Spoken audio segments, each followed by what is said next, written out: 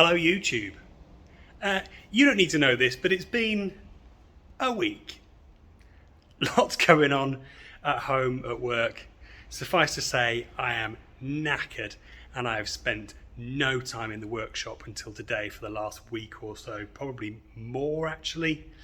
Yeah, it has been more actually, due to a whole variety of things. Anyway, I've managed to squeeze an hour in today. I'm hoping to get a couple more hours on Friday. But deadlines will decide that. Quick flash round on what I've been doing in the literal hour that I've been here. First of all, paint. Getting a few coats of etch primer, satin black and clear coat, the holy trinity, onto some of the bracketry. To protect that from rust. Amazingly, some of it had started to sort of flash rust already. Well, not even flash rust, just rust. So that should be all nice and protected now. I really wanted to spend more time grinding welds back, tidying things up, making things really neat.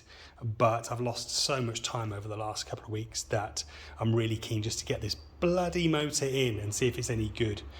Because the whole lot will be coming apart again when we do the body swap, or at least it can come apart when we do the body swap. So if there are things that really offend me in a few months' time, then we can just pull it all apart.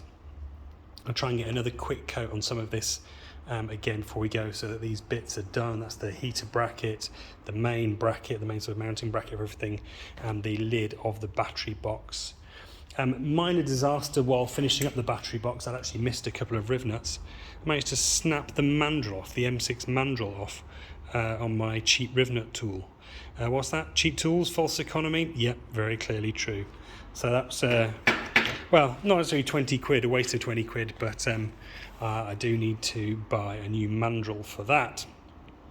Over here, and yes, there is a huge tidy up job needed at some point soon. I've brought some more shelves in back there to help me do that. I've got another set of shelves coming out of my home workshop at some point as well. Slowly going to reorganise things and just get things a bit tidier. But the motor mount is out, ready for finish welding and trimming back, so we can trim that off. Going to put some radiuses on here because those are a bit sharp, especially when you're doing bolts up. Tidy these holes up. Might put an extra half mil on these because they're a little bit tight, and finish welding here as well, and probably put a little gusset in here as well, just to give it some extra strength in that direction. Not that it really needs it, but you know, given the strength of those welds, maybe not put that gusset in if I'm feeling so inclined. And then over here, with the motor mount off, the engine's now, well, it's actually mounted on a concrete block, but the engine crane is hooked up. Need to undo the gearbox mount at the back to pull this out, then separate it all out. A couple of little bits of welding to do on the adapter plates and adding some captive nuts. Then that all needs a coat of paint as well. And then we can pull the 300 in. That might be it for this update, a super short update, just out of necessity really, but trying to feed the algorithm, keep the updates going.